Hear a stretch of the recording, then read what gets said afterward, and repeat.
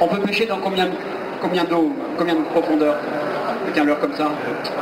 On peut pêcher assez profond, après il va falloir être assez patient. Hein. Donc, bon, c'est vrai que sur les spinners, maintenant, on arrive à avoir des plombées assez lourdes, allant jusqu'à 35 voire 40 grammes. Hein. C'est des gros spinners qui ciblent le brochet.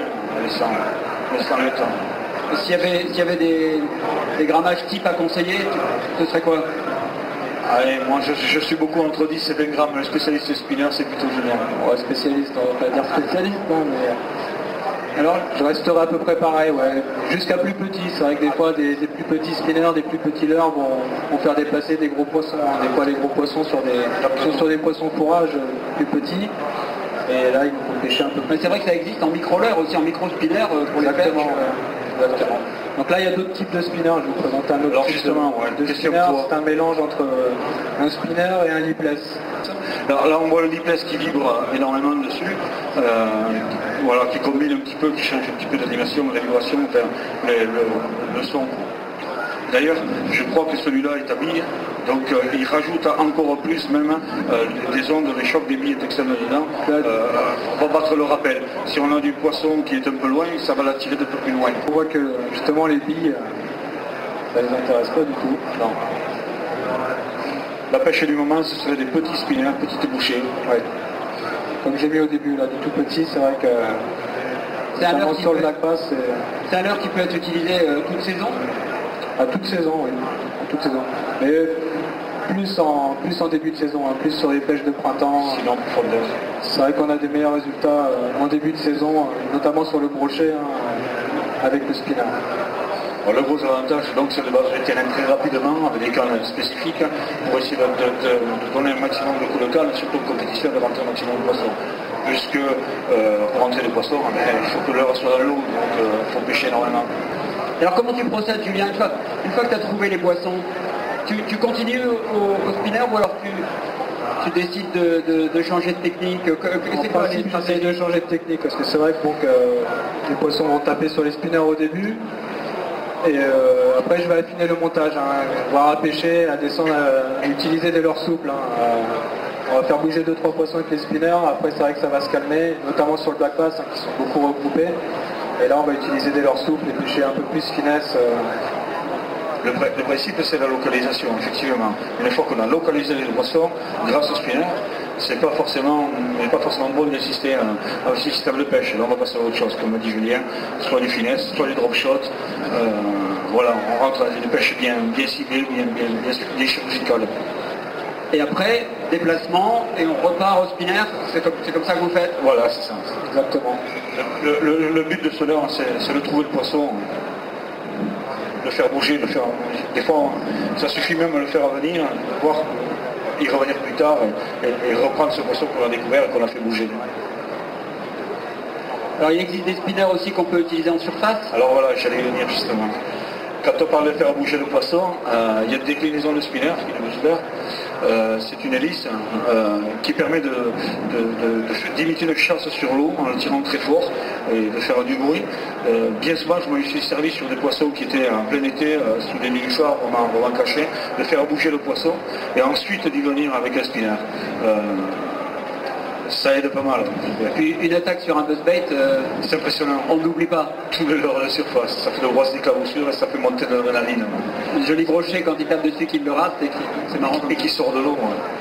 J'ai des souvenirs extraordinaires avec ça. Donc là j'ai écarté justement les pales du spinner pour pêcher un peu plus en hauteur, comme j'expliquais tout à l'heure. Donc on voit que le spinner travaille plus dans la surface. Le fait de le resserrer aussi fait taper la palette contre l'hameçon, ça va faire du bruit. Et créer un bruit supplémentaire, hein, donc peut-être déclencher une attaque. Alors le spinner chez nous, c'est le leurre qui vient compléter la gamme Arigato, donc décliné en 4-5 tailles, très abordable. Donc là, si on fait un petit point, on a vu tout à l'heure sur des animations minimalistes, les poissons réagissaient. C'était plus réactif, oui. Là, sur des animations plus linéaires, bon. Alors, qu'est-ce qu'on fait? Eh bien, on va revenir à des petits on revient sur une animation minimaliste pour cibler plus de poissons. À 5-10 cm du fond. Donc, prendre contact avec le fond. On laisse toujours pêcher à la Voilà, descente. ça y est, on on est tapé. surprise. Et après vous commencez le travail, voilà. Et voilà. Il suffit de l'activer un petit peu. Un petit coup de sillon, quitte à le faire retomber sur le sol, il s'intéresse, il vient, même des fois il le prenne par terre. Voilà. Il n'y a pas photo, la réaction n'est pas la même. La pêche du moment, c'est celle-là. On a vu que marquer une petite pause, hein, ça fait... Et parfois même longue, hein, parfois même longue. Hein. Ah, il faut savoir que c'est valable avec toutes sortes de pêches, que ce soit du leurre suspending ou justement petit bait carrément, leurre de surface. La pause, c'est toujours très intéressant. Le poisson qui fait tout le temps, qui est mécanique, ça n'intéresse pas. Ce qui l'intriguera, c'est le comportement bizarre. Un arrêt brutal, ça va l'irriter. Il va dire jouer avec, à la limite. En fait, pour faire une analogie, on a l'impression que c'est un chat avec une souris, quoi. C'est à peu près ça, ce que l'on voit ici. Je ne pense pas qu'il attaque par fin, non, ça risque plus. C'est à chaque coup qu'il le suit.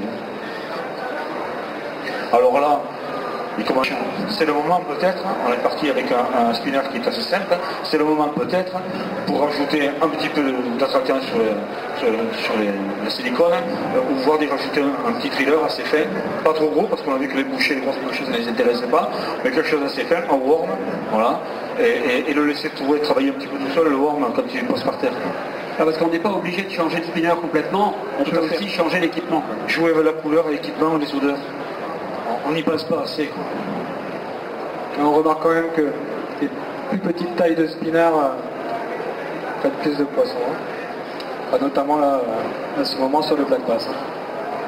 Et c'est des pêches les plus sympathiques. Le petit leurre, la finesse, c'est quand même très sympa. Voilà, c'est la dernière anecdote sur le spinner, c'était une compétition à Cabanac où en début de matinée on a vu une chasse sur une plage avec 30 cm d'eau, la coque du bateau touchait presque la vase. Je pense que les compétiteurs autour se demandaient qu'est-ce qu'on fichait là-bas.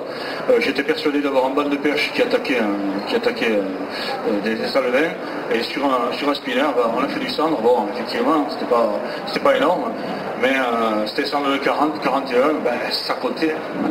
C'est toujours ça de prix en point, quoi. Et franchement, on me l'aurait dit, je n'aurais pas fait de déplacement, comme quoi on peut trouver toute situation avec ce type de leurre. Or, en plus, là dans la vase, à ce moment-là, j'ai hésité même, quand j'ai vu qu'on avait pêché avec ça, c'est que quand ça traînait par terre, ça bougeait la vase, et je me demande même si ça n'a pas donné un petit peu plus d'action, favoriser l'attaque la curiosité, l'agressivité de ces cendres. Or, ça n'a pas duré longtemps, mais bon, on y était, on l'a fait. Bon, messieurs, je crois qu'on a fait le tour de ces petites précisions sur le spinner. Il y a encore beaucoup de choses à dire. La première, c'est l'essayer, évidemment.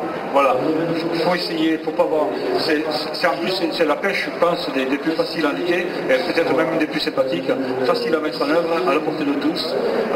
On n'approche pas, c'est leur 4x4, vraiment, c'est un produit sympa. Bon, voilà, je vous remercie de nous avoir écoutés, d'être venus nous voir, et si vous voulez venir voir les produits qu'on a au standard Europêche, donc avec justement le spinner Henri Gâteau qui se décline de 10 à 20 grammes, je le rappelle. Merci beaucoup. Merci beaucoup. Si vous avez des questions, n'hésitez pas.